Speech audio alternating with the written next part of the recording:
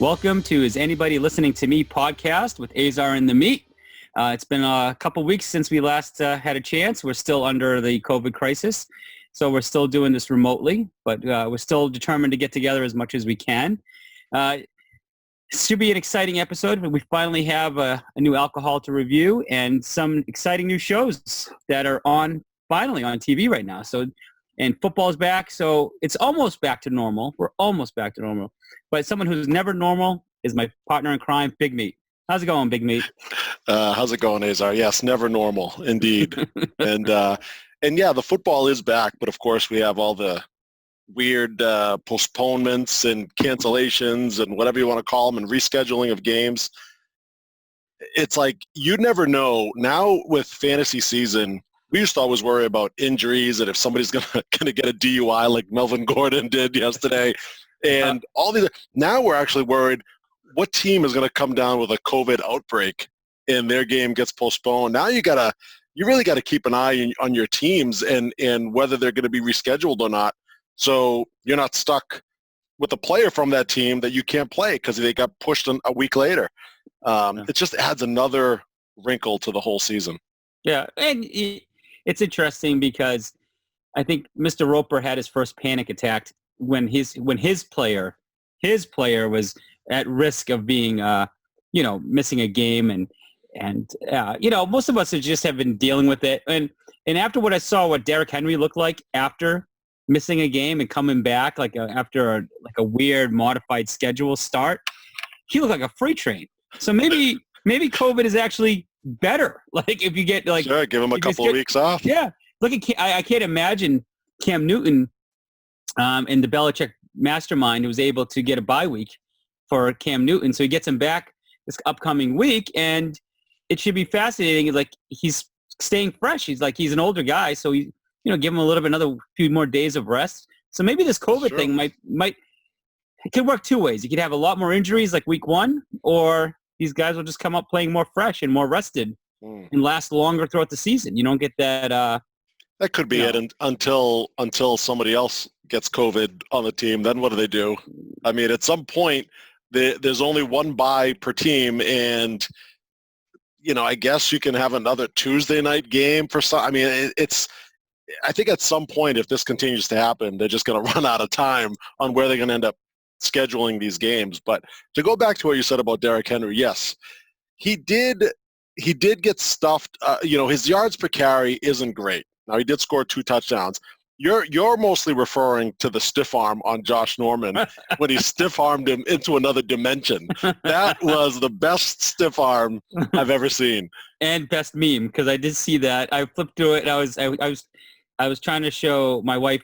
I go, you got to see this hit or this play. And then all of a sudden he went into this other dimension wormhole after he got hit. And I'm like, oh, that's not it. But hold on, let me show you the real version. But that was perfect. He got knocked into another dimension. Oh, I have to see that. I haven't even seen that meme. Oh, you're ahead of your time. Yeah. Oh, I got to see it. He gets into this swirling thing, and all of a sudden you see him spinning, falling into this vortex. Oh, that's funny. Into another dimension. That is awesome. Yeah. Oh, that was a classic Ricky Williams toss you out of the way. And I know that's why you drafted Derrick Henry. Like you were going all in on Derrick Henry. Yeah, he's a monster. Well, Ricky Williams and also if you remember Corey Dillon, more so the year he had that big year with the Patriots. That was he gained a lot of his yards off of stiff arm, and it was just not a lot of running backs do that. It's all flashy and elusiveness. And Derrick Henry is just old school, just put your head down and ram through. Now he doesn't have the elusiveness, right? You see him run, and it's like he's just too big, right, to be able to be that quick. But if he finds one little open space that he picks up steam, no one's getting that guy down. Yeah. And what's good, even though overall after 4 games he's kind of having a down year, he's still on pace to match what he did last year. 1,600 yards and 16 touchdowns. That's kind of what he's on pace to do, which I'd be happy with that. For a top 5 pick, I think you should be happy with that. That's pretty. But, he's not stiff-arming. He's throwing players out of there. That was. You're right. There's a difference. Because he's got that freight train Jerome Bettis style. He's going to plow through you, but doesn't have the size. He's more elusive than a Jerome Bettis. But man, I would be terrified if he's coming down full steam ahead at me.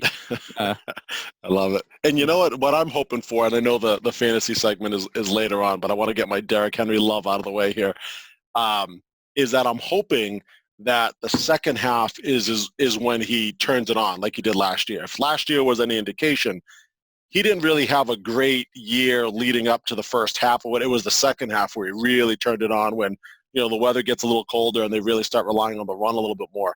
I'm crossing my fingers. That's kind of what I'm hoping for. And then you'll see him on another level, hopefully. Yeah. No, he's starting to get momentum. The train is moving. So we'll see. But all right, we'll save that for the more of the fantasy conversation. But I guess you have a beer to share. And as a disclaimer, I do not have a beer. I poured my glass of beer before I came to this podcast, so there's no bottle cap clicking with the bottle opener. I will not make that mistake again. A lot of complaints on that one, Asa. A lot of complaints. As I was listening to it, I could feel like this is going to be a whirlwind of complaining at me, and I did get an earful about it, and I completely apologize. I did not realize it was coming in so clearly, and unfortunately, my partner has no sense to say, "Hey, do you hear a clicking sound?" He's in his own little world. I thought it was clicking that was happening on my own headset. I'm like, oh, maybe I'm the only one that's hearing it, because if you're not saying anything, then you're not hearing it. And I'm like, all right, we'll just continue on. And then it just got to the point that I was being annoyed by it. And I said, look, are you clicking on something? What are you doing? What is happening? Oh, we got to the bottom of it. Now I know how his wife feels. He just ignores all the bad things until it gets to the point he doesn't want to deal with it anymore. It's like if you're hearing screaming help from the other room, you just ignore it. Like, yeah. I don't know what that is. I don't know, something. And then he tells us he's helping his kids with their school homework during remote learning. I don't think so. I think he's zoning out. But anyways, so you have a beer. What do you want to recommend to the crowd? And make sure it's accurate, because R3 is listening. I know. I better choose my words carefully here. So it's nothing creative. Of course, many people have heard of Samuel Adams beer. And now that we're in the fall season, we had the great segment last year talking about the fall seasonal beers. This one was not available last year. As far as I know, I think this is a new beer that Samuel Adams came out with, and it's called Jacko. It's a great name. Jacko. It's obviously it's a seasonal beer running from here on their website August through October, and it's a pumpkin ale, but it's a shandy. It's a shandy with a little bit of a citrus flavor to it, and I must say, the Shipyard used to be it was the standard, right, for a long time. Shipyard was the go-to for pumpkin ales. We tried a whole bunch of other ones last year. Some not so great, right? If you recall the Smutty Nose pumpkin ale, very bad. Yeah. But this one, Sam Adams Jacko, I think it's better than Shipyard. I think it might be the best pumpkin ale I've ever had. It's that good. And yes, it's I'm looking here, 4.4% alcohol by volume. I want to say Shipyard might be 4.6. So this might be a little bit weaker, but it's tastier. And I normally like Sam Adams beers, so maybe I'm just kind of biased to say this, but I really like this new fall beer that they have out. So if you haven't tried it, definitely go out and try Sam Adams Jacko pumpkin ale. It's really good. And it's interesting. I when you were telling me, because we couldn't remember if it was when it was released, but we were trying to find out the official date, and everything I kept on finding saying it was released this year, as far as I could tell. But I found there was a website called Beer Connoisseur, and they actually gave it a pretty good rating, 87 out of 100. So they not bad. I mean, these Do they guys. have Shipyard on that list? No, you know what? I'd have to look up the Shipyard. This one was just specific for the Jacko, but I'm sure they must have Shipyard. I can see while we're talking, or while you're talking, I can look that up. And is it sold in a? So I know we were talking about this. Sam Adams sometimes takes these seasonal beers and throws them in a variety pack. So you can buy, like Oktoberfest, you can buy like a 6-pack of your own of this. The Jacko, I don't know. I haven't seen it. I know they have the in the summer, right? They have the variety pack with the Porch Rocker and the Summer Ale and the Sam 76, and forget which one the other one was, but I haven't seen a fall seasonal variety pack for this one, because Sam Adams did have one. We looked this up earlier that last year. I think they just called it Harvest Pumpkin Ale. Okay. So they had a pumpkin ale version. This one is also considered a pumpkin ale, but it's also a shandy. So they do have that little citrus flavoring inside mixed in with it as well. So, but when I drank it, I didn't even think of it. I didn't even think that it was a shandy. It just tasted like pumpkin ale. And I actually compared the two, Shipyard and Sam Adams. I was somewhere last weekend, and I tried one, and then I tried this one, just to kind of have an apples to apples comparison there, or pumpkin to pumpkin comparison, if you will. You like that little pun? Yeah, you like that? It's good. I just thought of that. And So witty. I have to say that Jacko was better. It was better, hands down. So you first, so you were able to get your 6-pack of it on your own, of Jacko, right? That's what I got. Yes. Yeah. Okay. So I guess in fairness, because last season we actually enjoyed the Leinenkugel's Harvest Shandy, and we like that better than the Shipyard. So I guess in fairness, you'd probably want to get a 6-pack of the Leinenkugel's fall beer that we liked last year, because that's a shandy, and compare that to Jacko, because that's probably more apples to apples. Oh, you're right. You're right. Then did we say last year that we liked the Leinenkugel better than Shipyard? Okay. Yeah, because we were starting to get old. Shipyard, I think in fairness, we were just kind of sick of Shipyard, because that's all anybody ever offers in bars and stuff. And the fact that we're not going to any bars or restaurants, we haven't been exposed to Shipyard. So I think when you get it in a bottle, you're like, oh, I do like this. It's actually not bad. Mm-hmm. But I haven't bought a 6-pack of the Harvest Shandy yet, because we're just getting into the season. But we did decide, because again, the competition wasn't good. We were comparing it to Smutty Nose and, and other things. But we did say we actually liked it more. We were enjoying that beer more. Yeah, I gotta go back and listen to that podcast, which you guys can do now on YouTube. Still active on our YouTube channel. Make sure you check that out. That's interesting. I should actually compare those two together, because you are comparing two shandies there. Yeah, that's a good idea. And speaking of that, for those there is a person in our group that actually did buy the Smutty Nose pumpkin beer. And I think people called them out and said, you should have listened to the podcast, and you would have known not to get that. So it was funny to see that come across. So yeah, if you're in the fall season and you don't remember what to drink, go back and listen to the podcast. We'll tell you, don't waste your money on that thing. So I'm long overdue going to a liquor store that has a variety of different beers. So, well, you better hurry up, because it's middle of October now, right? It's not getting started. I mean, the website here for the Sam Adams Jacko says it's available between August and October. So I know. You got a couple of weeks left here. I know. I'm just getting into the fall. It's kind of crazy. I know. It doesn't feel like the fall. You're right. It's been kind of warm out. The leaves are starting to turn, but they're not falling yet. And yeah. I don't know what neighborhood you live in. They all fell. See, when you live in a retirement property and and people are doing the landscaping for you, you're not appreciating the leaves falling. That is true. The last couple of weekends that I've been raking, and I'm sure everybody that's listening to this podcast is probably saying, you son of a bitch, I've been raking for 3 weeks now, and everything is red down here. But you're on this expanse property. That is true. Where you just sit with your feet up. So once again, Kramer is living the life of fantasy. I got my people out there doing it. My people are out there taking care of it for me. Yes. The only stress you have is when they're using the blowers to blow the leaves into. That's the only noise that you're concerned about. Which I ignore, just like I ignore the bottle cap clicking. That's what I do. Yeah, that's why you bought those massive headphones, those noise canceling headphones. Exactly. Okay, so Jacko, what is it, like $15 a 6-pack now? I'm not even looking at the price these days, Azar, to be honest. I'm just, at this point, I just go to the liquor store and I just buy. I don't even look at the price. I give the guy my credit card. I tell him, don't even tell me what it costs. Where do I swipe? And that's it. I just get out of there. See, you're the type of rich people that R3 really hates. You're like, when he's fighting for the common man, he wants to know what it's like for the common man, and then he's got to listen to you, your vacation home. No expense is too much to make Big Meat happy. So, well, if R3, and not to be confused with RG3, if R3 is listening, and if he's looking for something cheap, go for the Smutty Nose. There you go. You want cheap pumpkin ale? Go hunting for some Smutty Nose pumpkin ale, and there you have it.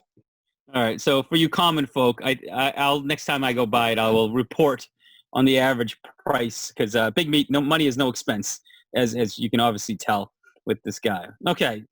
So moving on to actually, despite COVID, pretty exciting time for entertainment. Not for the movies. I think the movies, unfortunately, they've decided to hold off on a lot of the good movies. But I am shocked that there's still a lot of new releases starting to come out on the different platforms.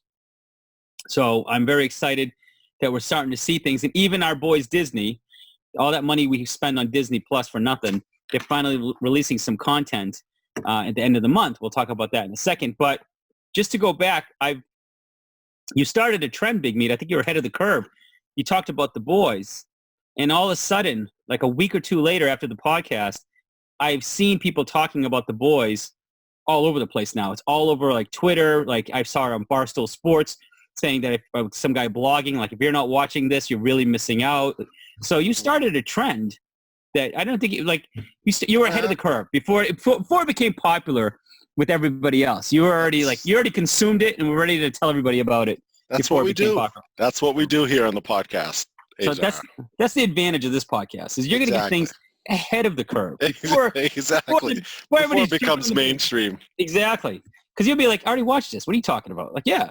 So Big Meat already reviewed it. So, but anyway. And even related to that, I remember, I want to say it was like a year ago, I mentioned Cobra Kai. And I said, if you're not watching Cobra, you have to be watching Cobra Kai because it's a great show. And I think I mentioned it again earlier this year, just kind of like, just dropped it in there. And then as soon as it got released to Netflix, all of a sudden everyone's like, Cobra Kai is so great. It's like the best show out there. You have to be watching. I'm like, if you just listened to me a year ago when I told you to watch it. Well, again, the common man, Big Meat. Let's go back to the common man. That's true. They can't afford another platform like That's why you get, no. I never paid for nothing. I got the free trial. I got the 7-day free trial. I watched the whole season and then I canceled it out. That's all you got to do. Gotta work the system, Azar.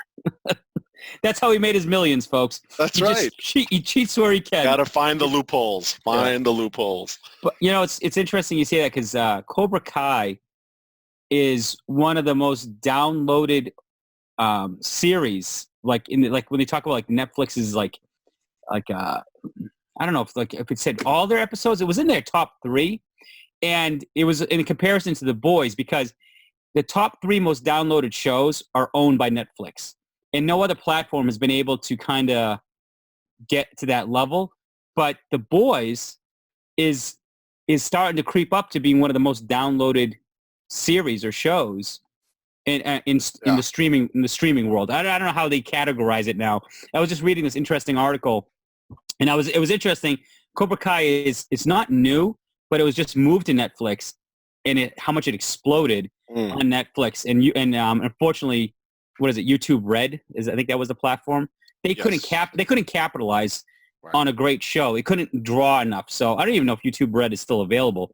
But I think they call it something else, YouTube Premium or whatever it is. Yeah, but you're right. Netflix catapulted them. Yeah, popularity. Oh, absolutely. And YouTube didn't have enough content. Like what other show was on there that people were watching? I mean, it just wasn't that great, right? And so you're right. I think a lot of people were not willing to subscribe to it and pay for it. And then Netflix was just a bigger audience there. So they made a smart move with that one. But to go back to The Boys, I just watched, now the second season just ended recently. And I didn't watch the first season until just recently when I just binge watched the first 2 seasons together. But I remember somebody telling me back in March when COVID first started, and it was a cousin of mine, and I said, oh, we're trying to find new shows. Like, what's a good show that's out there? And I remember at the time them telling me, it's been out for a little while, but watch the first season of The Boys. It's very entertaining. And I said, well, it's been out for a little while, so I'm like, I'm still looking for something new. And so I never really took their advice to go back and watch it until the second season got released. And I said, well, now's the time to watch it. That way I could watch the second season that's coming out right now. And I was not disappointed. The first season of The Boys was just, it was so like, it just kind of like took you off guard from that first episode. Like, oh, this is the kind of show that this is. And then the second season, without spoiling anything, it got into another more bizarre level. It was a little bit more action. There was more stuff going. It got weird. It did get a little weird. It did get a little bizarre. But I got to tell you, that season finale on season 2 was unbelievable. Yeah. It was one of the best seasons. Did you watch the end of the? You're still in the middle of watching. No, season 1, I finished it. So we're finished. You finished it. Okay. Yeah. Yeah, because the way season 1 ended, I was a little bit like, oh, that was it. I was expecting a little bit more. The season 2 season finale did not disappoint. Wow, really? Yes. That's good. Really good. Really good. You know, and I think to give it credit, they, and I think you said this earlier. So just on the point of just passing on it, because my wife she called me out on this one. She was telling me to watch The Boys a while ago. She wanted me to watch it with her. She watched a couple episodes. This was months ago. And I said, nah, I don't seem interested. She goes, no, it's a weird superhero show. I'm like, yeah, I hated the name. I'm like, yeah, whatever. Yeah, that's the thing. It's the name. They have to come up with a better name. So she called me out. She goes, oh, but when Big Me talks about it, all of a sudden you got to watch the show. So, and I ended up watching it. We ended up watching it together, like the rest of it. And I was like, you know, I told her, I go, I think it's the name. I was just turned off. We were trying to find something to watch. When you said it's The Boys, I was like, yeah. And I don't even know what the name comes from because none of some of the main characters are women. So I don't understand why it's The Boys. And it's not as far as I remember, like I don't recall their little group, like that's not their nickname. They don't call themselves The Boys. So I don't. It is a little weird why the show is called that. Why is it called The Seven? Right? Because aren't they the 7 superheroes? Like yes, that would have been a better title for the show. The Seven. Yeah, you're right. It makes no sense. But anyways, the character that was something Jarvis mentioned. We got to give Jarvis. He's our third man in who's not here. He's still locked away. He can't join us, but we have to give him credit. He did mention that to us the other day. We have to give credit where credit's due. He did that it should be called The Seven. That it should be called The Seven. Yes. Oh, okay. You know what? I missed that on the text thread. Yeah. So he's ahead of. He's in the wrong career path. He should be producing with TV shows. Yeah. But you know, going back to the Netflix thing, it's interesting. Is that a little sidebar?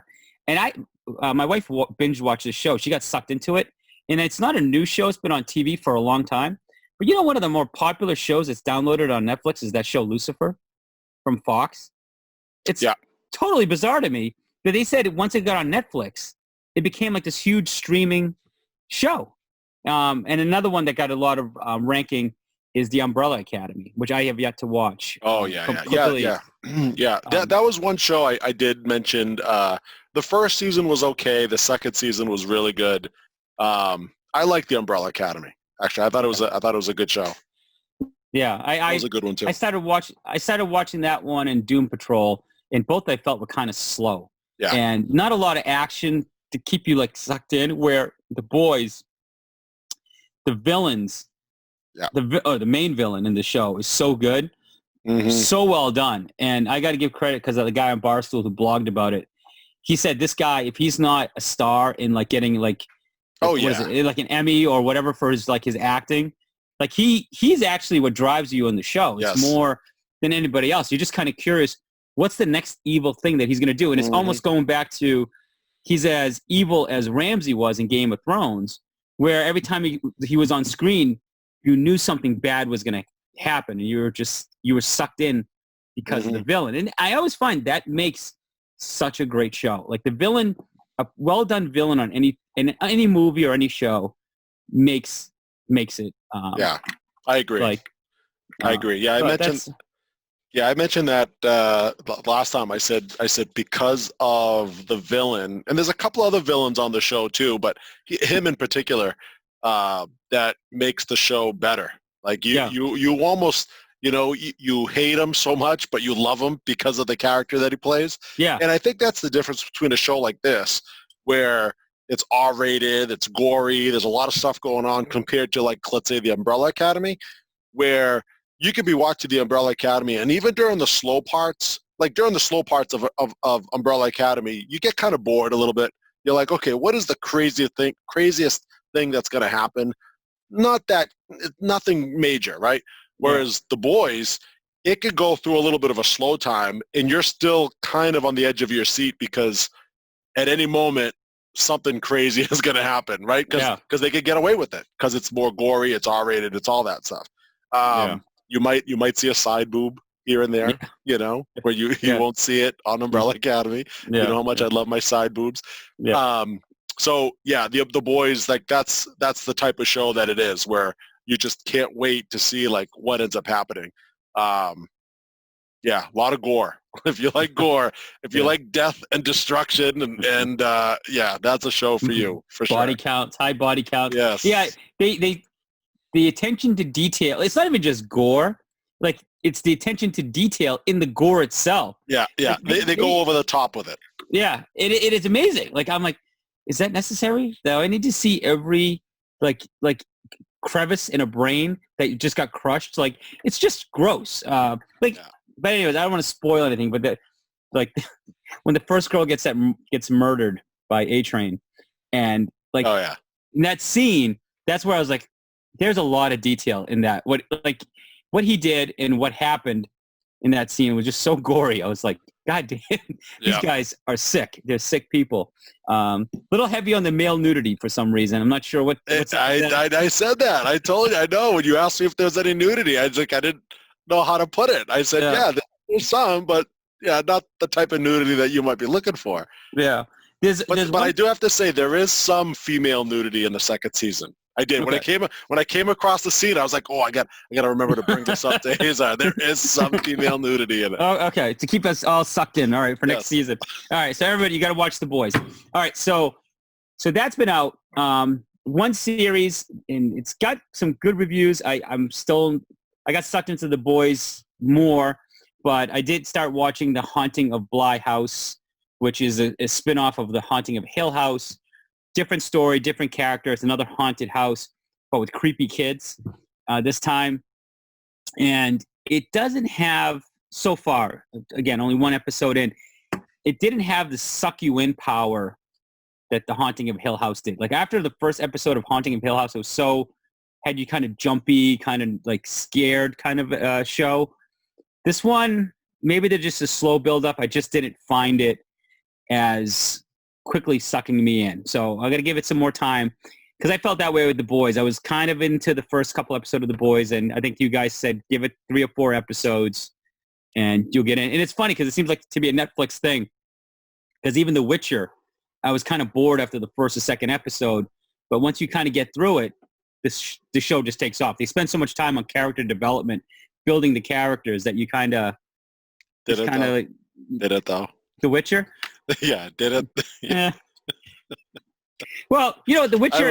I wasn't a fan. Can you tell? I thought it was okay. It was okay. I like to tease you about it more than I should. Well, I don't love it. I just got sucked in because now we're in it. I hate it I don't want to go relive The Witcher. Like, there was we know the voice was in it. It's the voice. That's the voice that killed it. Yeah, the voice was terrible. But and I don't want to relive The Witcher. It's going to be another season, so maybe the second season will be a little bit more. Now that the story's developed, it'll be faster pace, but we'll see. But the thing that's coming is on October 30th that I'm very excited about. Mm-hmm. Is for those of us who love Star Wars. The Mandalorian is now coming out on October 30th, and I don't know about you, but because I have been waiting patiently for this, because the Star Wars movies were such a disappointment, it seems like this series is more in line with the Star Wars that I love, and I'm more excited about these than what I was in, like, 100% for the new movies that were coming out. Like, I was like, yeah, maybe I'll see it in the movie. Like, you have to kind of see it in the movies because of the action, but I never thought they were worth the money that you spent at the movie theater for them. But this show, I'm so excited for it. Like, it's just, I can't wait to. And even like the previews look pretty good. It's got that classic Star Wars feel to it. So it's something to. It does. And yeah, I said this last year too. I think it's the best Star Wars content that I've seen really since the original trilogy. Yeah. I mean, and not to knock, some of the other movies that have come out, because some of them I liked Rogue One. Now looking back to the prequels, I actually like them now than I did when I first watched them, because the last few that were the new ones were just so awful. Particularly the Last Jedi one, that was just so terrible. Yeah. But watching The Mandalorian, you kind of get that same feeling, and maybe it's because it's lower budget. Maybe it's a little bit more kind of gritty or whatever, but you get that same feeling like you did when you watched the original Star Wars movie. So I agree. It's a great show. I loved the first season. I hope the second season doesn't disappoint. And the guy that actually was revealed at the end of the first season, the guy that came out of the ship there. Yeah, the general. Yeah, I forget his the actor's name, but he played a big part in Breaking Bad. So when I ended up binge watching Breaking Bad, he was a main character in that. They brought him back in Better Call Saul, which I started watching, which is a prequel to Breaking Bad. So he's in that as well. And he's also in The Boys in the second season. So he ends up appearing in The Boys, and he's also in The Mandalorian. So he's a good actor, and I like watching it. I liked him in Breaking Bad and in Better Call Saul. So I'm actually kind of excited to watch Mandalorian season 2 for that reason as well, because he's in it as one of the villains. Yeah, I think you make a great point about the budget, because I think if you're not overwhelmed with special effects, you have to have a good story, because you're not offsetting it with crazy special effects. And I think that's a perfect description of the last 3 movies. It was no real good story, but they wanted to wow you with all this crazy special effects and scenes and battles. And it was almost the story still sucks. You can flash whatever you want in front of it. The story still sucked. And I don't even understand why they went off so much in a tangent from the original storyline. But that's another, there's only a few people in the world that actually said to me they liked the new movies. Roper is one of them. Potter is another. Mm-hmm. I think they're both insane to actually say that, but I think Antifa was a big fan as well. Oh yeah. So there's a common theme among these things about this maybe, but it's just very disappointing how they ended that trilogy, and I really do hope the rumors are true that they're going to scrap the last 3 and pretend they never happened and start all over again. Oh really? You heard that? Yeah, I heard there was rumors that it's in Disney's interest to kind of just pretend the 3 didn't exist and almost spin off a different time point, but spin off at a different time point and just have another continuation of the story. Maybe you don't have Luke Skywalker anymore because they've kind of grown too old and stale.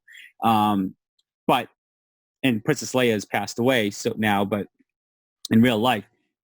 That's the rumor I heard, because I think what they saw the success of The Mandalorian, there's still a lot of hunger for the Star Wars franchise, but the last 3. Yeah, as long as the story is good and the content is still king. You could put all the great special effects and everything else in there. You could hire the best actors, but if the plot sucks, the content just isn't good that you're showing there, and it doesn't make sense. It's not gonna work. Yeah, it's not gonna work. That's why The Mandalorian works. Now, J.J. Abrams did the last Star Wars, right? The Rise, the Skywalker. What is it called? Rise of the Skywalker. See, that's how memorable those movies are. I can remember. Yeah. But he did the first one and the third one. He didn't do the second one. Okay. He didn't do The Last Jedi. Okay, because I think you were the one that's saying The Last Jedi just kind of disjointed it so much that he tried to fix what he could in the third one. Because, he did such a good job with Star Trek franchise. They did such a terrible job. But he was the guy through and through for all the Star Trek movies, all the new Star Trek movies. Anyway, with Chris Pine. But with this one, he did the first one, and then they hired somebody else to do the second one, and then he just kind of messed it all up. And then he came back to do the third one, and I felt like he spent half the movie trying to correct the things that the last guy screwed up. Yeah. And he did, I thought, the best that he could. I actually thought the third one was the best of the three. But you're just playing catch up at that point.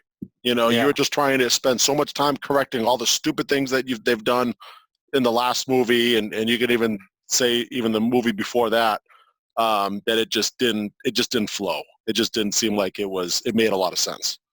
Well, you know what's interesting is that now that I rethink of the first one, because it was more of the developing the story, I almost like the first one better than the last two, just because at least that one you can say, well, they were still building the story, like developing the characters. But they just got to bear. You know what? I've yet to watch them again. If it's on TV, I just pass right through it. I have no interest in them. That's how bad the movies were. Like if you're a huge Star Wars fan, it's something that it's so easy to forget the name of the titles.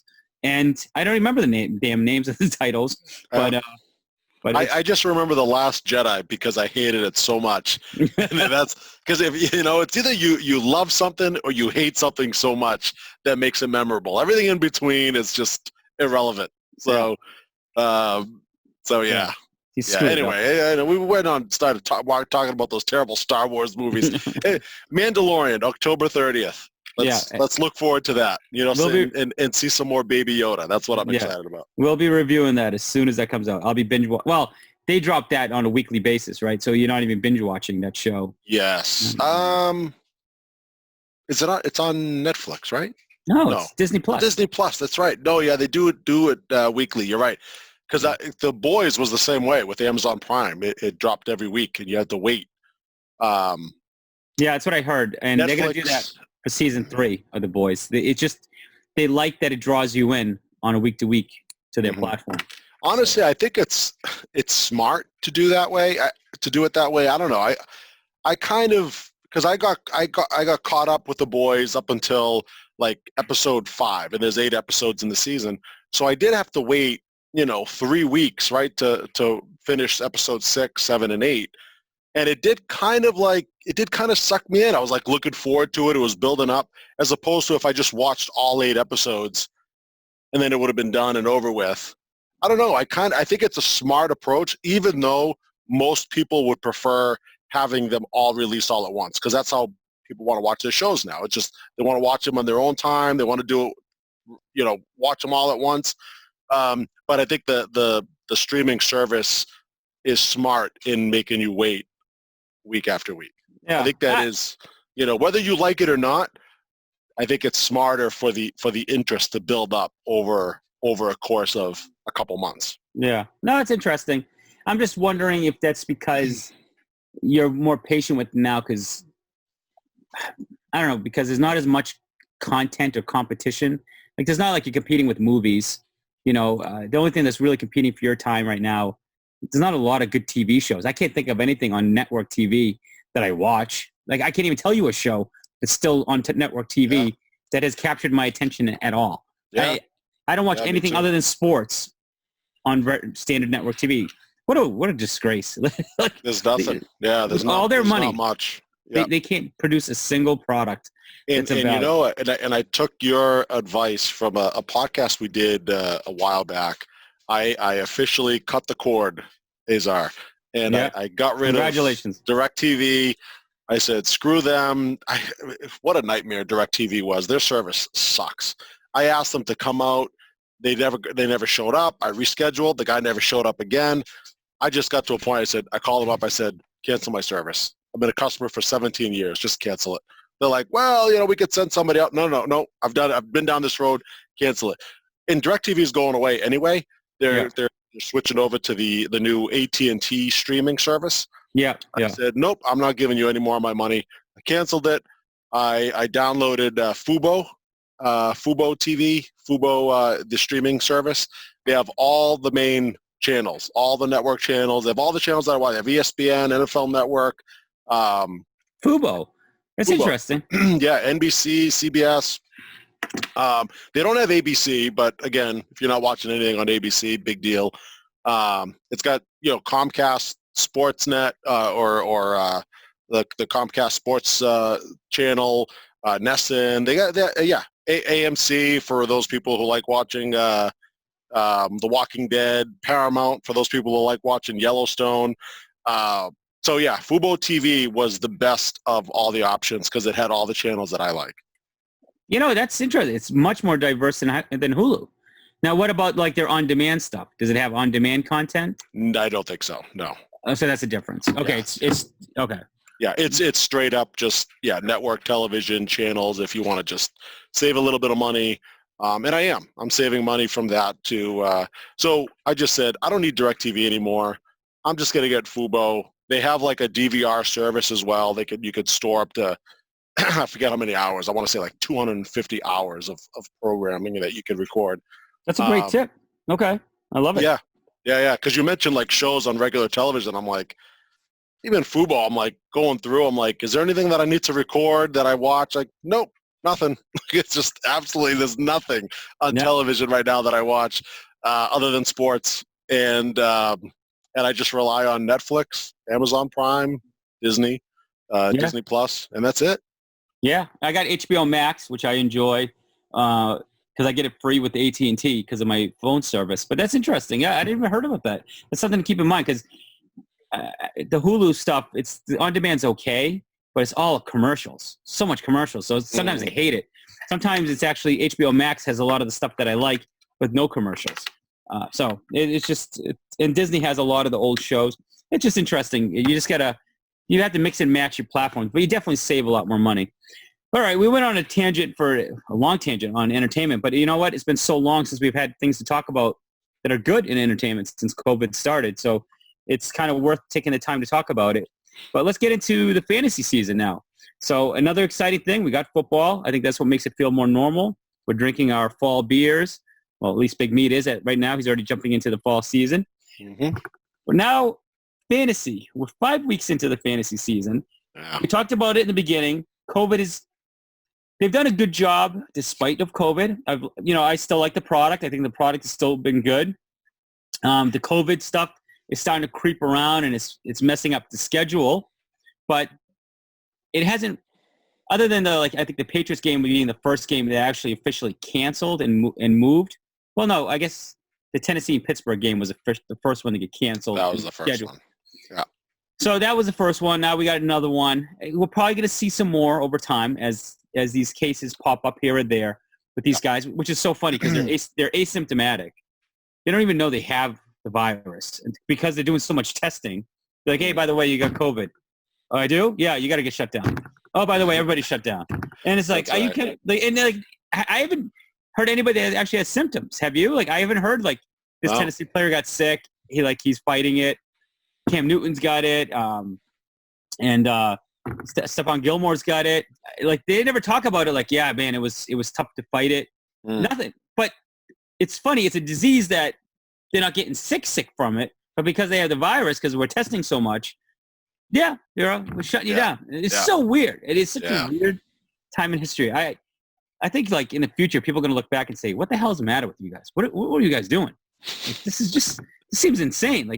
You're making healthy people shut down for a virus that, it doesn't impact healthy people. It only impacts if you're really old or sick, as far as I can tell. But hey, I don't want to get too political about it, but it just seems kind of bizarre. This is what a lot of or some doctors were saying earlier this year. Why are we going through all these steps to quarantine everybody? When something like this happens, you quarantine the sick. You don't quarantine the healthy. Yeah. And it's the same thing here. And it's if you're sick, you quarantine those people. Or if your immune system is compromised, then have you stay in and and just be careful. And when you go out, wear a mask and do all these things. Again, I don't want to get into a whole political thing on this too, but it's affecting my football and I'm getting mad. That's all I know. Can you imagine the players though? They're being shut down. They're told they can't even get on an airplane. Hey, dude, you got the virus. But I'm not sick. Yeah, I know, but you got the virus. So stay home. And it's what are we doing? And I guess it's just bizarre because. And the NFL, right? They can't, they look at something like this, say Cam Newton, right? They are, well, then again, they did play without Cam Newton. So, no, my point, No, my point's not valid because I was going to say, well, not that Cam Newton's like a superstar these days, but let's just say Patrick Mahomes gets it, right? Now, Patrick Mahomes comes down with COVID, and instead of just playing the game with the backup, right, I could see the NFL stepping in and saying, no, we need Patrick Mahomes for TV ratings, for everything. We need him to play. So we'll just push the game out, and he'll just play next week as opposed to having the backup. The Patriots did it. I know they had Brian Hoyer in there, but I just don't see them. I don't see the NFL ever doing it with a true superstar like Mahomes or Lamar Jackson or whoever. You know what I mean? I don't see them doing it. It's a fair point. But it does raise hell in a fantasy season. And I know Roper, I mentioned earlier, was very bent out of shape, that he was going to be the first impacted. Now, in truth, he wasn't the only one impacted because I actually had a player on the Chiefs that was my star player, and he was going to be impacted. And I didn't make a big deal about it. I just kind of accepted it because we all kind of knew it going in. Hey, this kind of sucks. I lost out on using Derrick Henry last week. I was forced to start. I don't even know who the hell I put in there. Devontae Freeman. No, that was this was this past week. And no, I didn't even play him. No, 2 weeks ago when Derrick Henry, when the whole thing came down with Derrick Henry with the Tennessee Titans, I ended up putting in J.K. Dobbins. Oh, okay. I put in Dobbins, and he had one carry for 10 yards or whatever. It was just pathetic. I started the Jets defense because Pittsburgh game got canceled. I found I had to find something off the scrap heap and do it. So in our league, we opted not to do anything. We were like, hey, you just deal with it. It's nothing. Yeah. It's nothing that's come up where you're like, hey, you didn't get advance notice. There's a risk.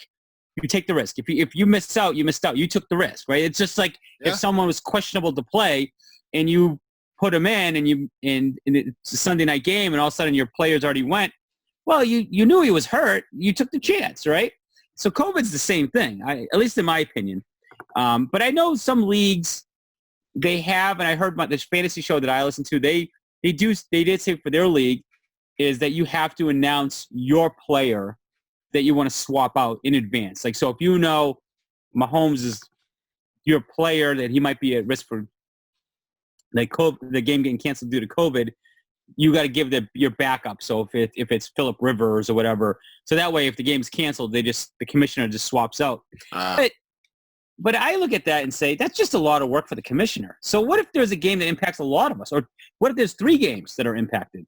Yeah. Now you're going to sit there and swap out all these players? Yeah, and there's a lot of players on the Kansas City Chiefs, for example. Like you said, right? You have CEH and, the guy and Jarvis who has Tyreek Hill, and you got Patrick Mahomes, and you got Travis Kelce, and you got all these guys, and it's can't do it for everybody, right? Yeah. And then it's whatever team that they're playing against, you got players on that side as well.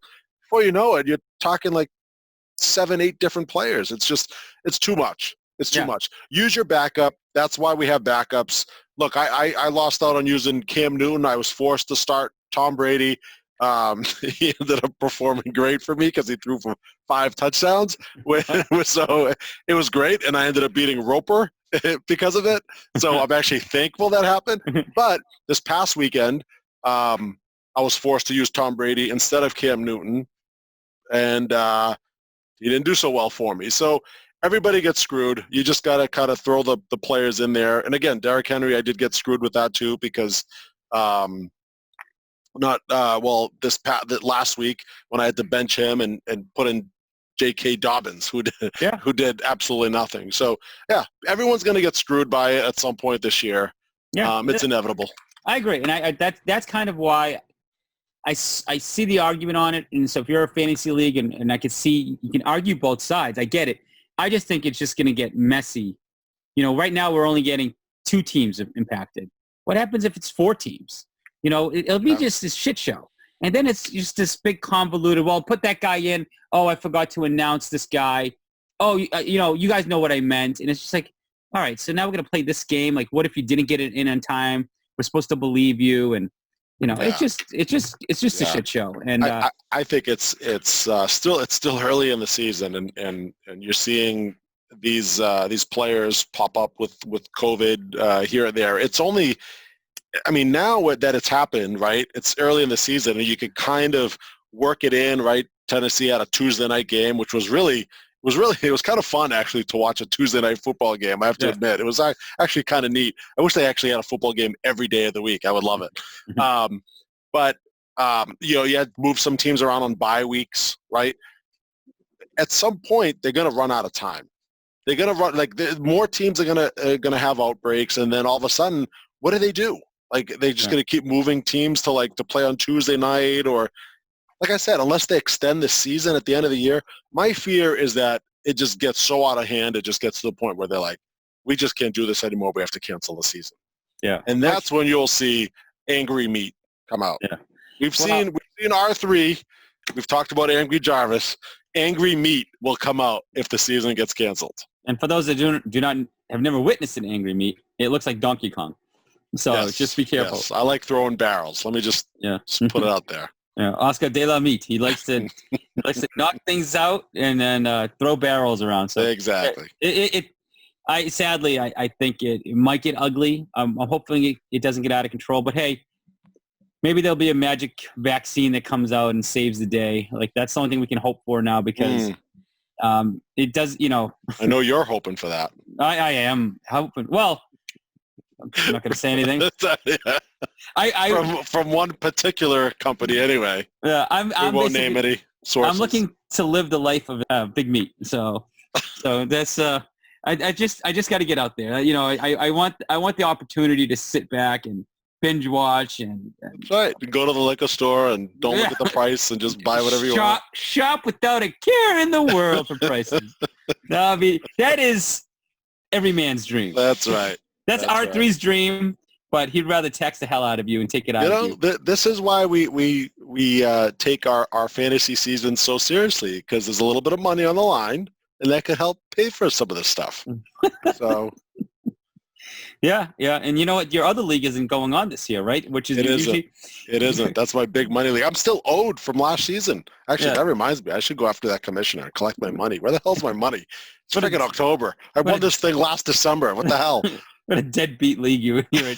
Not only do you win it like every year, so there's an issue right there. Like what? How serious are these people? But they don't even pay the end. So. They don't. Oh, I've collected in years. I've waited like 2 years before that I've won it. But I've collected. They're good for it. They like to drag their feet a little bit. They're like Antifa boy. They like to drag their feet on the payments there. Well. Unlike Antifa boy, none of them are living at home, so they have no excuse for their cheapness. That is true. They're all wealthy too. That is true, and a lot of them own their own businesses too. So you're right. They have no reason. Yeah. It's they're not fighting the man like R3, and they're not Antifa boy. So I don't know. I don't know what's going on there. But so you did a revised. Just to wrap it up, because just for the sake of time, but you did a revised Jackass picks or a Jackass updates 5 weeks in. Yes. So what do you got for us? Let's have it. Oh, what do I have here? So if everyone can recall my 10, or I should say my 9 Jackass nominations, because I didn't have one. 10 was right. And I tried. I looked. I didn't have any. I couldn't find any on my team, so I just moved on. All right, Trump. So to give it, believe me.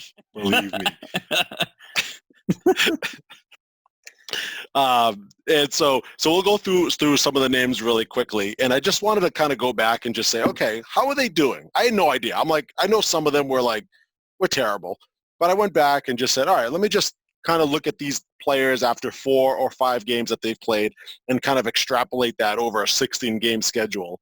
And what I found, I was batting 1,000. I got those Jackass picks. I am vindicated on all 9 of those picks. And I will run down. I won't get into too much detail. But you got Juju. Let's start with Juju. He's on pace for 96 targets and 752 yards. For a third-round pick, that's not good. Yeah, and that's with Ben and Connor still healthy. Yeah. So agreed. And I know this guy Chase Claypool, right? This came out of nowhere, right? He scored like 4 touchdowns the other day. Is he the true? He already in one game already leapfrogged Juju Smith in fantasy points for the season. So there you go. Yes, Jackass nomination. Yes, that's very true. That's a true nomination right there. Okay. Melvin Gordon. This is before his DUI. So this actually just makes it even worse. But Melvin Gordon finally had a good game his last game, but he's still only on pace for 928 rushing yards in five touchdowns. This is with Lindsey out. The reason why I nominated Gordon was because Lindsey was there. And Lindsey got hurt in the first game and hasn't played since. He's coming back now for the next game. And those are Melvin Gordon's numbers despite that. So just terrible. Absolutely awful. Now, we got to pause here. Yeah. I don't want to call anybody out, but what happens is the person who drafted him as jackass, or is the person who trades for him a bigger jackass? Well, this is okay. So this is the second time. This is the second year in a row this has happened with this in particular person who is not with us on this podcast. If that gives you a little hint on who it is. He's in a hole digging digging with the spoon. He traded for this guy. Now I have to say he still got the better end of the deal because he didn't really have to give up all that much. Because you still have Mute Boy over there trying to salvage his team after R3 decimated it at the draft. So yes, he did trade for Melvin Gordon, and now it's even worse because of the whole DUI situation. And now Lindsey's coming back. So yeah, that probably wasn't a smart move on his part. So there's a co-jackass with the jackass pick. Yeah. Right? Yeah. So he's a co-jackass. Okay. Yeah. It's very reminiscent of the time I traded him Devontae Freeman last year. Which was a world-class jackass. So he's going to get co-jackass 2 years in a row. That is as bad as Cooper Coel's drafting right there. He did redeem himself with the Aaron Rodgers pickup at the draft, which it's just turning out to be a pretty awesome pickup there. It's funny that he actually waits. This is the 1 year he doesn't draft Aaron Rodgers in the second round, waits till like the sixth round to get him, and he's having his best year ever. Go figure. Let's move on. Let's go to the next guy here. Leonard Fournette. There's nothing. Do I have to say anything? Do I have to say anything about that? He was our jackass winner. Leonard Fournette, who's basically didn't even touch the ball in the last game, and he's on a better team than he was with Jacksonville. It's just awful. And he's already hurt. He's hurt. He sucks. It's almost as bad as the Cooper Crowell pick. Oh. That's just awful. Next play. So this is coming up to you here is our Amari Cooper. Flat tire. Now, he wasn't doing bad. He's been okay, but he scored one touchdown, Azar, in 5 games. One touchdown. Yeah. And he's yet to blow a tire, too. Yeah. He hasn't blown a tire yet. I thought he had a flat tire last game because they weren't even throwing the ball to him. It is – I don't know. I can't even explain the Amari Cooper phenomenon because – if you actually look at it, he gets targeted a lot. He does. It's not like he's not getting targeted. And so so the volume's there. So I how I perceived it was like he's their main guy. They're going to throw. That's come up. He's turning into Robert Woods. Like he's turning into Robert Woods 2.0. Like a lot of targets, but not finding the end zone. And it's not like they just do, like they do other plays with them. He does some like trick plays and stuff in that off. So it's going to be interesting. I love when you try to justify Robert Woods. You're still trying to justify him. You're talking about trick plays every time. It's just he's a gadget play guy. But it's odd. It's just going to be interesting. Is now that Andy Dalton is the quarterback for the rest of the season. Yeah, it's only going to get worse. And I'm curious because he actually does. He does have an arm.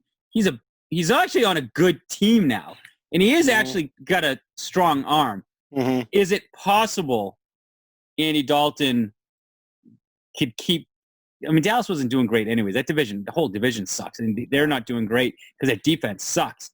But if they need someone just to chuck the ball, can Andy Dalton do it? I mean, Dak Prescott is not a great throwing quarterback. He's not great. Like he just gets a lot of volume because they're so behind and they're throwing like crazy. Well, Dak Prescott was on pace for like over 6,000 passing. I mean, it was like I think it might even be closer to 7,000. It was just ridiculous. But why? Because the defense was terrible. Because the defense was awful, yeah. But Andy Dalton, you can't say is on Dak Prescott's level. It's Andy Dalton. No, I know. I'm just Andy curious. Dalton. The Dallas does have, if I'm not mistaken, they have a good offensive line.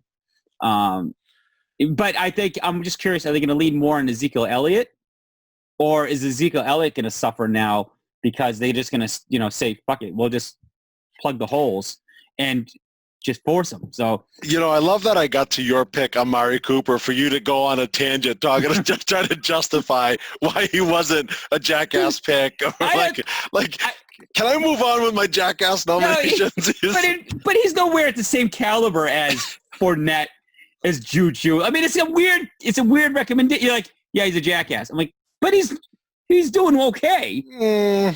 All right, you want to go to Joe Mixon? Is that you want me to change my nomination to Joe Mixon? I could easily do that. Joe Mixon, I would agree with you 100%. He is an asshole. Useless Bengal. He did have one great game. It was a great game. And you know what? It's going to suck because he'll have like 2 or 3 of those games. And then at the end of the season, you're like, oh, Joe Mixon, 1,400 yards, 9 touchdowns. Yeah, you're going to be like, yeah, 3 games. In the rest of the season, you're going to suffer. He's going to have a big game. He's going to be the Julio Jones of running backs. Because he's on a team that gets a lot of volume, and so he's bound to just kind of break that one.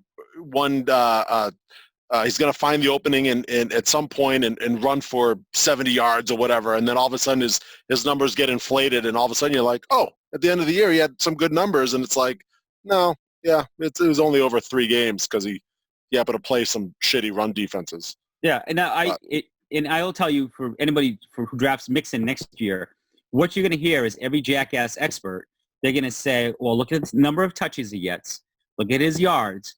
Like, he's got the volume. He's the main guy. And you're going to sit there and you're going to nod your head and say, well, yeah, look at how many attempts he gets. He's well over 1,000-yard rusher. He's got all these touchdowns. But if you're someone who actually, and I know Roper warned me because he watched them, if you're like me, but like, I'm not the only guy. The experts kept on saying, well, this guy. And now I know why, because they're idiots. They didn't actually watch anything. They just looked at some stat line and said, oh, yeah. Just looking at the numbers. Yeah. Yeah, and it's, you know what, it's, at least we watch some of the games, and I can tell you, like, what my eyes will tell me. This guy sucks just by watching him. Yeah. In fairness to Mixon, he's not a bad running back. He's just on a bad team. It's just terrible. And it makes no sense because the quarterback is actually better than anybody else on the team. The quarterback is actually pretty good. Burrows is pretty. Yeah, I actually like Burrow. And you know what? That's what people are going to say next year, too. They're going to say, well, Joe Burrow in his second season, he's got his 1 year under the – now he's going to emerge and be a great quarterback. Joe Mixon again. It's like he's going to be the guy. He's going to be it's going to be the 1-2 punch with Burrow and Mixon. Yeah. Don't fall for it. Don't fall. Because if you do take him early again, you will hear the wrath of the Mr. Roper belly laugh again. Yes, you will hear it once again. But you know what will happen is you're going to see the mute. The mute will draft him next year, and the mute will have his breakout year for Mixon, because that's what happens with the mute. He seems to have this horseshoe up his ass sometimes. With some of his or R3 will draft for him again. Did he learn his lesson that not to use R3 to draft for him? Is he going to use somebody else? Yeah, you know what? We're in a league now where we have representatives drafting for other people. It's the most bizarre thing. These guys are so wealthy now that they have associates to come in and draft in their place because they're so important and so busy in life. That's right. We've hit this. So you know what? I apologize. It won't be that because R3 will draft and screw it up. It's Antifa Boy will draft Mixon next year, and he'll have a monster year, and he'll rub it in our face. And of course. All right, so let's move on because we've spent enough time on your team, Azar. On your team, you just want to go justify Amari Cooper and Joe Mixon. I said swap Mixon for Cooper. Okay. Jackass pick. I'll take the jackass pick for that. All right. So next guy here, Mark Ingram. He was a guy. He's on pace for just a measly 144 carries, 656 rushing yards. So this is a guy that COVID Boy, not to be confused with Antifa Boy, COVID Boy said was a quote-unquote stretch for that I dominated him. That's not a stretch. 656 rushing yards, That's awful. It's a three-headed running back by committee approach there in Baltimore. They're just not giving him the ball like they did last year. And we can definitely say COVID did impact COVID boy. He might not have known it, but I think he was feeling the effects of COVID because he could have. That draft he's hurting. He's a hurt puppy right now. Yes. And, for a guy who's scoring a lot of points, he's 1-4. Is he 1-4? Yeah, that's just that's too bad for him. That's too bad. But, whatever. So, again, moving on. OBJ, he's on pace for 64 receptions and 944 receiving yards. He had the Joe Mixon game, just a one big game. Yeah, the one game. Yeah, he had one game, and it did actually come out. I think it was a week ago. He was like, "Yeah, I'm fine with that. Like my numbers are what they are. Like that's who I am." Like he was content with that, and I was just like, "What? Like you're OBJ. Like what do you mean?" And this is what he's become now. Like he's okay with that. Awful. Yeah, Awful. he's basically just named now. Like you remember like when Victor Cruz for the Giants, he had that big year, and everybody for the couple years after kept on going after Victor Cruz because people had this like image of Victor Cruz. He did the salsa dance, and it was just a name, but he never lived up to the hype of Victor Cruz. Like, and I remember like it was like 2-3 years of like people kept on just investing in him. It's at this point like there are other better receivers than OBJ at this point. It's like time you're just to move wasting. on. Yeah. Like I would take DK Metcalf anytime. Oh, DK Metcalf is awesome. He's awesome. You could see it on the field how awesome he is. He's so good. And it's still, that DK, you hit a soft spot there, Azar, because I had a choice there in the 5th round between Tyler Lockett and DK Metcalf. And I went with the safer choice. It was like, remember years ago, it was like Roddy White or Julio Jones. And I was like, go to old Mr. Reliable, Roddy White. Yeah. And that's what I did. I'm going to go with old reliable Tyler Lockett. God, I was like this close to getting. Right now, he's the number 1 ranked receiver in the league, DK Metcalf. Yeah. He's just you want to talk. You love consistency in your players, Azar. He is consistent as they come. Look at his numbers. It's at least 90 yards receiving and a touchdown in every game. Every game that he's played in. DK Metcalf is the real deal. And didn't Russell Wilson come out and say? He said something. I know, obviously, it's right. It's probably just. It's his biased opinion, right? It's his receiver. But he came out and said he thinks DK Metcalf could become the greatest wide receiver of all time. Oh, like, God. That is some praise, right? To say that, like, about a play. Like, I know he's your receiver. I know he's your teammate. But to say that and to put, like, that much pressure on him. But if he truly believes that, could it be? Like, could DK Metcalf be, like, that guy that we hear about for years and years to come? He's if you look at him compared to Tyler Lockett, he's just a big physical receiver that can fight for the ball. Tyler Lockett is he's like the Deshaun Jackson. He relies on his speed and even that, it's like he's lost a step. He's not the same Tyler Lockett that we think of, though he is, that's a great comparison, Roddy White or Julio Jones. He is like the Roddy White now. Yeah. Like he's reliable. He gets these like slant routes. He does these, but he's not going to, he'll get some volume. He's on a good offense, whatever. Yeah. But DK Metcalf, he's the real deal. DK Metcalf, he's stretching the field. When you see Russell Wilson dialing back, it's DK Metcalf that he's throwing to. It's like, at least it's what it perceives. Like it feels like any big play is designed for Metcalf. It's not designed for Lockett. Lockett is just coverage broke down and he just got this big play like out of it. Like but again, it's like when you look at the stats, you're gonna say, well, look at Tyler Lockett's gonna have a great year. He's gonna be a good receiver, but nowhere. Honestly, at the same level. I could say the same thing with Russell Wilson too. That because I got to that point, I said, do I take Russell Wilson here? I really like him. 5th round, I said, I'll wait. There's other quarterbacks. So it came down to the 2 receivers, Tyler Lockett or DK. I went with Tyler Lockett, and it's like, what the hell? It's like I had a 66% chance of picking one of those guys, and I picked not that Lockett's been bad, right? He's been good, but I would so rather have one of the other 2 guys. Yeah. Anyway, so moving on. So and that makes me feel good because I have the Russell Wilson. Yes, you do. Yeah. The guy that you hated coming into the season. Allen Robinson is one of the guys. So yes, targets are there, yards are there, but only 2 touchdowns after 5 games. And I got to say, the Bears being 4-1, that's going to be the biggest surprise of the year. Who would have thought the Bears right? It was Trubisky at first. Now it's Nick Foles. That's an illusion. It's not going to last. It's not going to last.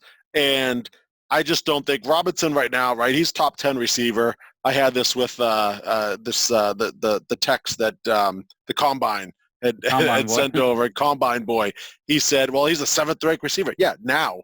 Today, right now, he's a 7th-ranked receiver because he had Trubisky throwing deep to him. What's Nick Foles going to do with him? Because when Nick Foles took over 2 games ago, he hasn't done shit. So, again, the Bears are just they're just not good enough. They just don't have the talent there. It's a shock that they're 4-1. That's not going to last. The next guy, Jonathan Taylor. Okay, Jonathan Taylor, boy Jarvis, if he was here, he got lucky that Marlon Mack got hurt in that first game, or his numbers would have been way off. Yet Taylor's numbers are still just okay. He's on pace for 1,000 yards, right, behind who a lot of the experts were saying were like the best offensive line in the league. I don't know if that's still true today, but going into the season, everybody was saying the Colts had the best offensive line. And Jonathan Taylor is still just putting up decent numbers. He's on pace for He's not on pace. He's on pace for just under 1,000 rushing yards. Jonathan Taylor. Well, I think for a guy he drafted in what? I don't know where you got 4th round, 5th round. So the Kojak asked there for his trading. I would say he lucked out, but I think that he did get lucky. So I think even just the fact that he got lucky, I think what people got burned on is how all done Phillip Rivers is. I think they realize Noodle arm is done. And I think even if Jonathan Taylor is going to be like the best running back, it's not going to happen with Phillip Rivers as QB, because all you got to do is just sit there and fill the gaps and say, let Rivers beat us. Because look what he's done to what's his name? T.Y. Hilton. T.Y. Hilton. Like disappeared. Like nobody now. Yeah. So I think there's no threat in the passing game. And I think if you're a running back, you can have the best line in the world. If the defense is just going to stack the line and just wait for you to run the ball, it's just, again, I thought that it's crazy too. They had a chance because they needed a quarterback, right? They decided to sign Phillip Rivers. They could have just taken Cam Newton, right? For little money. They paid Phillip Rivers like decent money to come in and play for them for 1 year. And Cam Newton is playing for $550,000 or something, whatever it is. It's like cheap money for the Patriots. Like they could have taken Cam Newton and they would have been so much better off with him. Yeah, I don't know what they saw in Rivers that looked more healthy than Cam Newton. Even Cam Newton with a bad shoulder was still younger. And you would think had a better chance of recovering and getting his strength back. But he's never been a pocket. Cam Newton's like, I guess I watch him. He's better at throwing than I thought he was.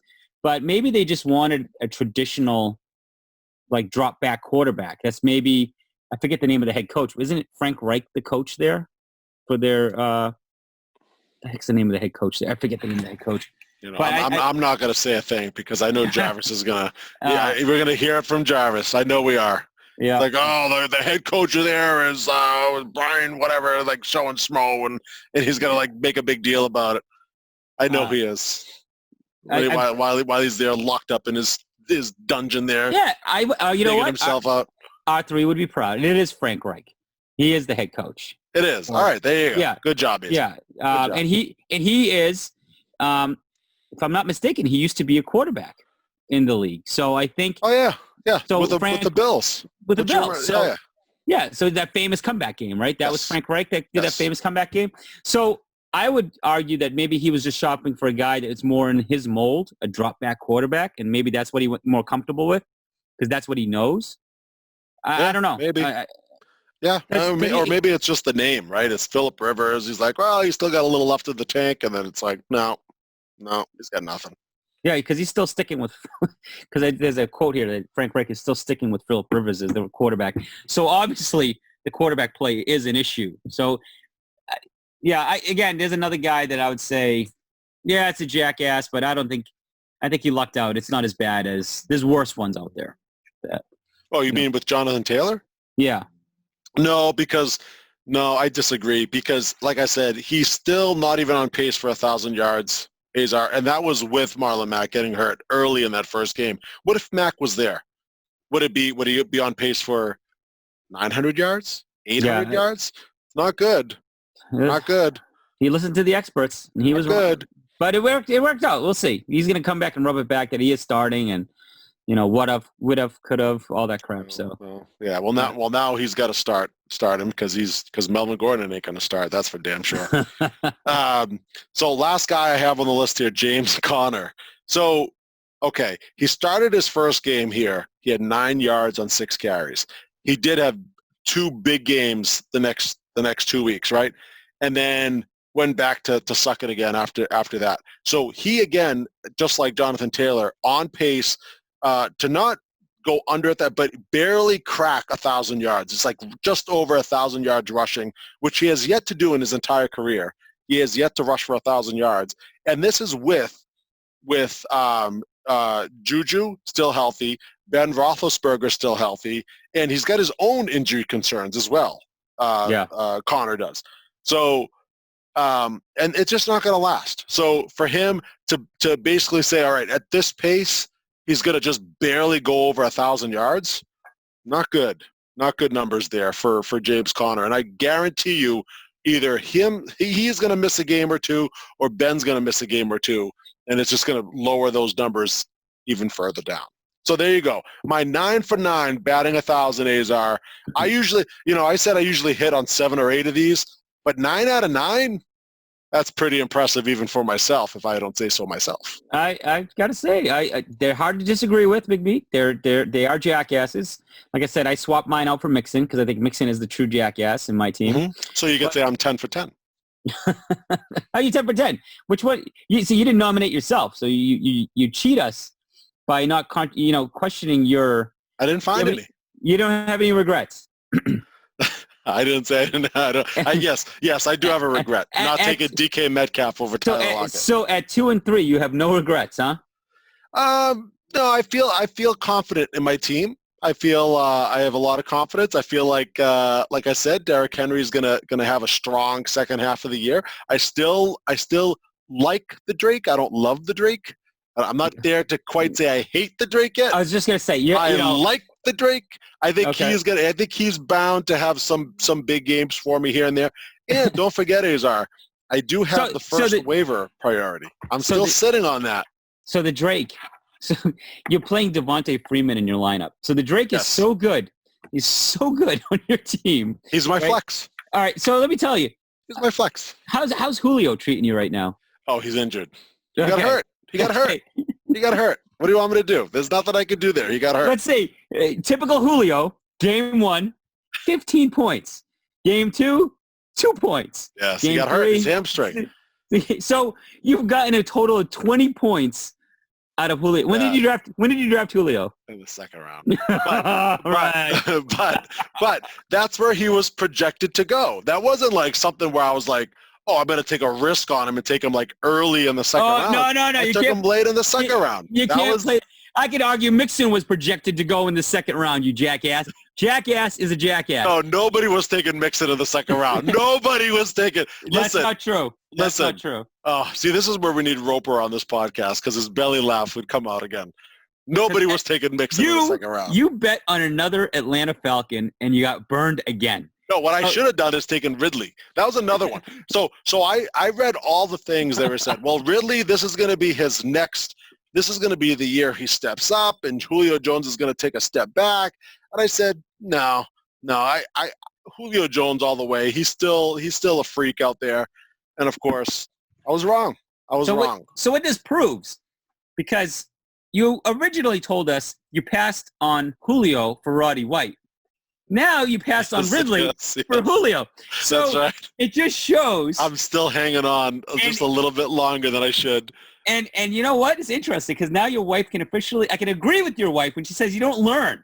You do the same damn things over and over again. Yes, you're probably right. I should have learned with DK Metcalf, and I should have just pulled the trigger on that. So second round for Julio. So I think it's fair to say after 5 weeks, you're sitting Yeah, Not but only but- one jackass, but the Drake. All right, let's pull up the Drake. Let's. Wait You a want to minute. knock No, wait a minute. Hold Listen, on. this isn't about me. This is about my jackass nominations. Listen, All right, let's see this. What I don't want to talk about the Drake. the Drake? I told you you're gonna hate the Drake. 12 points, 9 points, 8 points, 4 points, and going against the Jets with the shitty Jets, he finally has 12 points again for you. Yeah. So we'll see. He's bound to turn it on. I think he's bound to turn it on. I'm still holding out hope because Drake was awesome last year when they traded for him down the stretch. He was great. I still have faith in Derrick Henry doing better than he's been doing. Drake turning it around a little bit.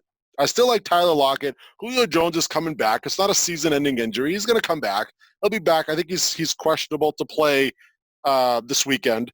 Tom Brady, I've been kind of playing the merry-go-round there with Tom Brady and Cam Newton, just playing the wrong quarterback there. I just haven't been able to figure that out yet. I have two of the best tight ends in the league in Mark Andrews and the guy I said in that first podcast right after the draft, Jonnu Smith. I got him in the last round. You're going to see him emerge this year. And what is he? He's the third-ranked. In fact, he's only played 4 games, whereas Andrews and Kelsey have played 5 games. So Jonnu Smith on a per-game average is actually doing better than those guys, I believe. So Tyreek Hill went right before you took Julio? Is that fair to say? Yeah, yes, I would have absolutely taken Tyreek Hill. So you passed on Mike Evans, though. I did.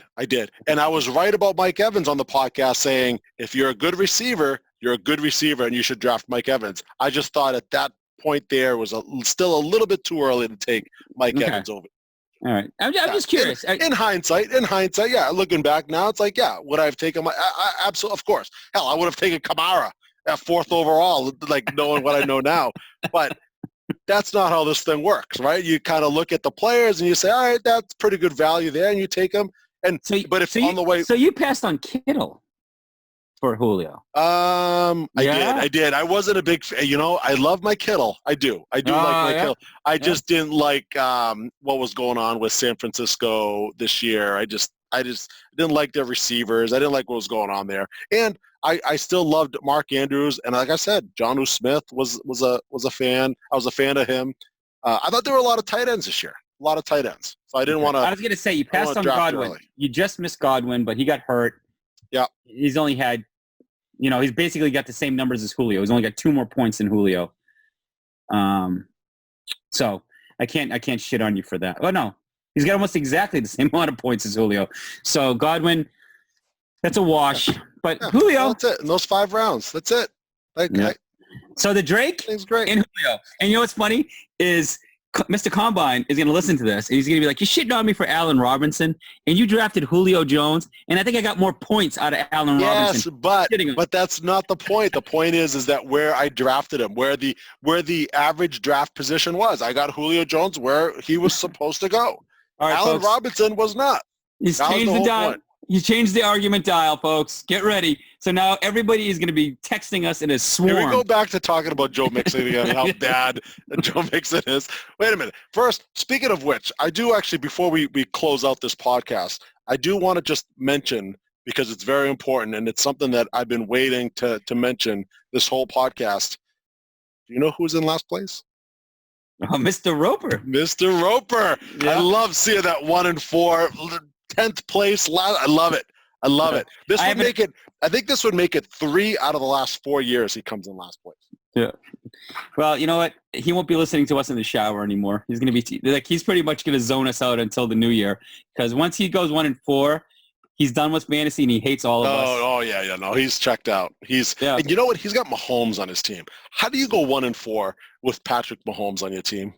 It just, you know what? And he's got Josh Jacobs, who we kind of shit on him a little bit. I liked Josh Jacobs. I thought he maybe took him a little too early. Jacobs is having a great year.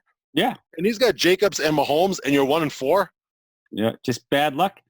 Bad luck, Mr. Roper. No bad luck. It's poor drafting after the second round. From the 3rd round on, it was terrible drafting. That's what it is. Yeah. It wasn't his strongest draft. It wasn't his strongest. He wasn't as prepared. But I do think it's safe to say that Jarvis has the best team, and he's just unstoppable. and we should just pack it in now, Azar, and just give him the trophy. I refuse to. Write the check out to Jarvis. He won the whole damn thing. You know what? His Melvin Gordon getting DUI right now is the perfect timing because I'm playing Jarvis this week in fantasy. So it's good that he's not on the podcast today. So when I see him, hopefully I can be shitting on him at the next pass. Supposedly speaking of that, let me ask you this. So what do you think is going to happen with Melvin Gordon? He got DUI. He got caught right speeding as well. What's going to happen? Is he going to get suspended? What do you think? He won't be suspended for this game. They'll have to review. It'll go in front of the NFL, but unless the team suspends him, it won't be from the NFL. It won't be that detrimental. You don't think it'll happen this year? No, it'll happen this season, but it won't happen this week from the league. It'll take a few. How long does that take? A few weeks? At least a couple weeks, I would imagine, because it's not like a domestic abuse or something like that. It's something stupid, but it would depend if the only thing that I would see him get suspended this week is if the team takes an action and says, hey, you look like a knucklehead. We have to do something. We're going to suspend you for a game. Okay. And that might satisfy the NFL. But I don't know if, you know what, I guess the way it rolls is if he just admits it and he's guilty, then I think it'll come quick from the team, but the NFL will have to investigate. That's always a couple of weeks. So I wouldn't worry. Okay. He's not going to be out. But anyways. You know why I'm asking, right? Are you playing him in a couple of weeks or are you going to try to trade for him? No. I got the first waiver priority. Wondering if I should pick up Philip Lindsay. Oh God! Do you think it's worth a waiver pickup? You know what? If you really want Philip Lindsay on your team that bad, I would say go for it. But what if Gordon gets suspended? Let's say like 3 games. You know what? Philip Lindsay's a star. You take him. Then I could bench Drake and put Lindsay in there. No, you got to wear the Drake around your neck for the whole season now. He's yours. You own him. You own the Drake. You own the Drake. All right, folks, we're going to wrap it up here. Thank you for joining us. Long podcast, but we've been going every couple of weeks, so we're giving some long podcasts. And hopefully our third man will be back soon, and he'll be joining us and adding to the conversation here. Some exciting shows coming up, some new series, so we'll have a lot to talk about. So we're very excited about it. And just follow us through Apple Podcasts, SoundCloud, or YouTube. 3 options. Write a review. It'll help us out. Until next time. Any closing thoughts, Big Meat? Yeah, don't forget to try the Jacko. Oh, yeah. Don't forget the Jacko. Don't forget the Jacko. All right, guys. Good night.